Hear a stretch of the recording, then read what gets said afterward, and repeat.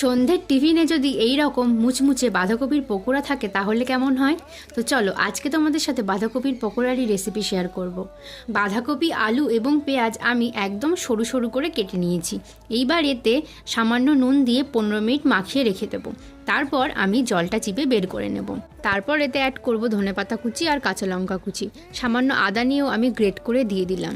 তারপর দিয়ে দিলাম জিরে গুঁড়ো, ধনে গুঁড়ো আর দেবো লাল লঙ্কার গুঁড়ো। তারপর চালের গুঁড়ো দিয়ে একসাথে সব কিছু মিশিয়ে নেব। মেশানোর সময় কিন্তু কোনো রকম জল ব্যবহার করব না, এমনি এটাকে আমাদেরকে ভালোভাবে হাতের সাহায্যে মাখিয়ে নিতে হবে। ভালোভাবে মাখানো হয়ে গেলে আমি এই রকম পকোড়ার শেপ দিয়ে নেব। তারপর কড়াইতে সাদা তেল গরম করতে দিয়ে এক এক করে পকোড়াগুলো আমি ছেড়ে দেবো। তারপর আস্তে আস্তে উল্টে পাল্টে এগুলোকে আমাদেরকে ভেজে নিতে হবে।